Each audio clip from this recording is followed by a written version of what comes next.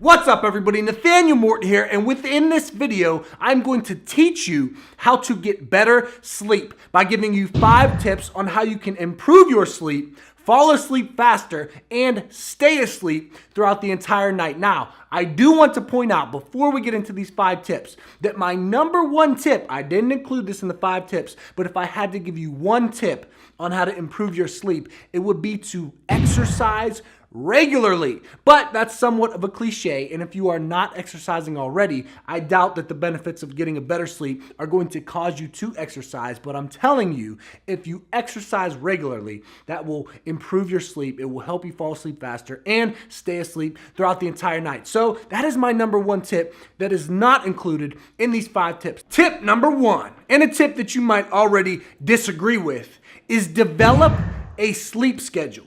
Develop a sleep schedule. Go to sleep at the same time every single night and wake up at the same time each morning. Now, you might be saying, Nate, that sounds like a wonderful idea. Why would anyone disagree with this? Well, some people like to sleep in on the weekends. Some people like to go to sleep later on the weekends. Some people have a job that doesn't allow them to go to sleep at the same time each night or wake up at the same time each morning. Maybe Johnny has a job that he has to work Monday, Wednesday until 8 p.m., but on Tuesday, Thursday, Johnny has to work until midnight. I don't know. Maybe this sleep cycle thing isn't going to work for you. And I want to point out right now that if any of these tips do not work for you, if they don't fit into your life, simply brush them off and move on to the next tip.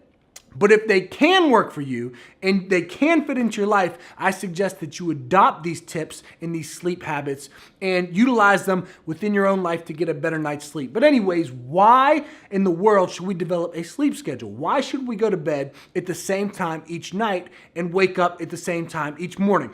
Well, this dates way back before the great Thomas Edison invented the light bulb, before we had electricity, before we had candles, back when the first humans had to use the sun to go to sleep, or to indicate when to go to sleep and when to wake up. See, the circadian rhythm, there's something in your body called the circadian rhythm that regulates all of the physiological bodily processes like going to sleep and waking up and eating, and the timing of all of the physiological things within your body. Now, back in the day, we used to have to use the sun to tell us when to go to sleep and when to wake up. But now that we have electricity, we can adapt a little bit. That's why people can become night owls. That's why people can be morning people. You can kind of change it and adapt your circadian rhythm to the way you want it to be by building that habit and building that pattern. But by going to sleep at the same time each night and waking up at the same time each morning, it actually helps to regulate that circadian rhythm and keep it regular. And it also helps you to go to sleep faster and stay asleep longer. Now listen, those are the direct benefits. Improves your circadian rhythm, helps to regulate your circadian rhythm, and helps you go to sleep faster and stay asleep longer. Those are the direct benefits of having a sleep schedule.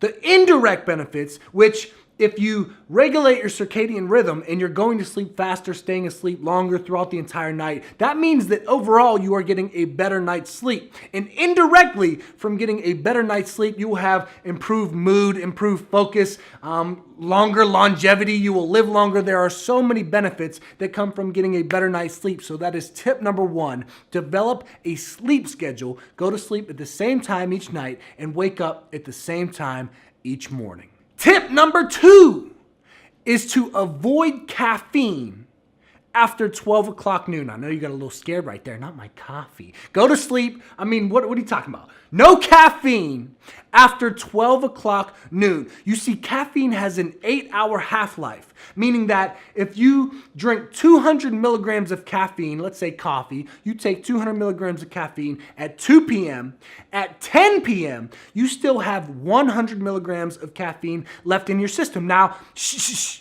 I know what you're going to say. I always get the people, when I tell them this, they say, well, I can drink coffee and go right to sleep. I'm not disagreeing with you. I'm sure that you can. I'm sure that your body is so messed up. I'm just kidding. I'm sure that you can drink coffee. I'm sure that you can take caffeine and go straight to sleep. The other thing that I'm sure of, which is the science and the proven facts about this situation, are that caffeine is a stimulant. And if you if you drink coffee or you take caffeine right before bed, sure, you'll go to sleep, but your nervous system will still be up and running and functioning while you are sleeping, inhibiting your ability to get a proper night's sleep. Those are the facts. So guys, if you really want to get scientific and you don't want any caffeine in your system when you go to bed, then I suggest that you don't take caffeine. But if you don't want any caffeine within your system, I would say give it 16 hours. 16 hours after you take caffeine, and there will be no caffeine, very minimal, if any, caffeine left within your system. For me, this is what I do. I just say at 12 noon, I am done taking in caffeine, which for me is amino energy, sometimes branched chain amino acids with a little bit of caffeine. Sometimes it's coffee. Sometimes I do some, I'm just kidding. Oh my goodness, I can't put that in there. Yes, I can. So,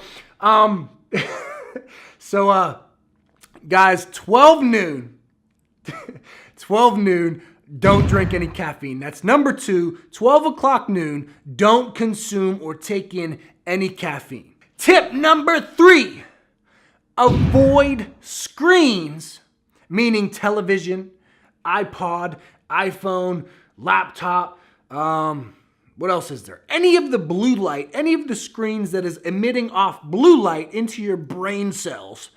Avoid that before you go to bed. I'd say about 60 minutes before you go to bed. 2 hours is optimal to stop looking at television screens or laptops or iPhones or iPods or iPads or P-Pods or whatever you're going to look at. Stop looking at it 2 hours before you go to bed, and that'll be optimal. But I normally just do 60 minutes before bed. I stop looking at all of these screens. Now, there are hacks. There are hacks to kind of squiggle your way around this. So there are blue light blocking glasses. You can buy some of these glasses. They're like $100. I don't know. Maybe I'll try to link it down in the description. I'll find it. I've never used them, but people have said that they work. And you can wear these glasses and it blocks all of that reflective and blue light that emits off from these screens. You can also, if you have an iPhone and you put your thumb at the bottom of the screen, you scroll it up, and there comes up where it's your flashlight and all that good stuff. Not the bottom 4 icons, but right above that, there's something that says night shift. And you can turn that on. If you really need to look at your phone right before you go to bed, I suggest that you turn that night shift on, and it's supposed to stop the blue light coming off. Now, I don't use those things. I just stop looking at all screens an hour before bed. That's what I do. That's my habit. Read a book. Read a book before you go to bed. Don't look at screens, and you will have the most optimal benefit for a better night's sleep. Right here, I will link it right here if you want to see 3 books that can change your life. But that's tip number 3. Don't look at screens before you go to bed. Tip number 4, and a lot of you are going to get mad at me when I say this. Avoid long naps. Keyword, long. Avoid long naps. Power naps are actually beneficial for you. But if you are taking long naps, which is anything longer than 30 minutes, it is inhibiting your ability to get a proper night's sleep. Now, sometimes if you get 3 hours the night before, then maybe you need a long nap. But most of the time, we don't need a long nap. Some of us like to procrastinate. Some of us are a little bit lazy sometimes. I take naps, but usually when I take my naps, it's not because I'm tired. It's because I'm being a bag of junk and putting off something that I should have done last week. But anyways, avoid any naps longer than 30 minutes. But if you take power naps, which is anything under 30 minutes, which when I do take naps, usually I take naps for about 10 minutes. 10 minutes, little snooze, wake up, I feel re-energized. Power naps are actually good for mental focus, mental activity, and job performance. So if you need to take a nap, just make it a power nap, 30 minutes or less. But that's tip number 4, avoid long naps. Tip number 5, and my all-time favorite, baby. Tip number 5 I got from this book right here.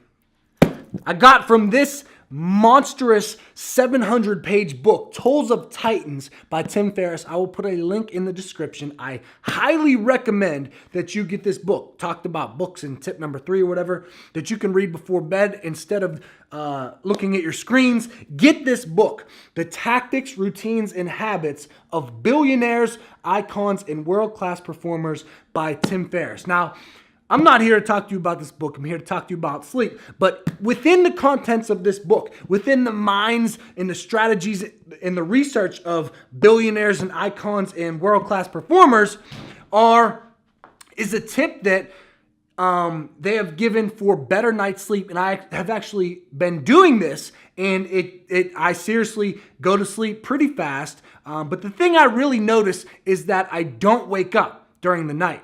I've actually peed the bed 3 times. No, I'm just kidding. But I don't wake up during the night. And for me, I always wake up at least once or twice. So when I got this, I was like, yes. So Nate, what is it? Stop beating around the bush. What is it? It is this. It is a concoction. It is a concoction that you drink before bed. It is 1 tablespoon of apple cider vinegar, 1 tablespoon of raw honey mixed into a glass of warm water. And you drink that down. And Tim Ferriss doesn't know. All of these people don't know. The research, it really can't tell you why this works so well. But it works very well. Now, I do want to tell you, this works for me every single time I've done it. I have not woken up through the night. It's been a very good aid in getting good sleep for me. But I do want to tell you that it's not really a problem, but a little miniature problem that I have is when I drink this before bed, I realize that the next morning, it is a little bit tougher than normal for me to wake up. Not too hard. It's just like, instead of bouncing out of bed like I normally do, I'll get out of bed a little bit slower, and I'll need like a coffee to really get me going. But most of you drink coffee anyways, so it's not really going to affect you. Just wake up and have your cup of joe like you normally do. But that is the one thing that I would say I don't like from this, is that normally I'm a morning person. I freaking blast through the ceiling out of bed. But when I drink this apple cider vinegar and raw honey mixed into warm water, this concoction, I drink it, the next morning, it's a little tiny bit tougher to wake up. But there you go. Those are 5 tips on how to get better sleep, how to improve your sleep, how to fall asleep faster, and how to sleep through the entire night. But anyways, guys, that is it for this video. If you enjoyed this video and want to see more videos like this, definitely consider subscribing to the channel. If you think that this video can help somebody else, if you think that one of your friends or your mother, father, sister, brother, son, daughter can benefit and get value from this video, then share this so that they can see it and get the value as well. Comment, leave me some feedback, guys. Tell me what I did right, tell me what I did wrong, tell me I'm ugly, tell me I'm pretty. Just leave me some feedback. Leave a comment, guys. Like this if you like it.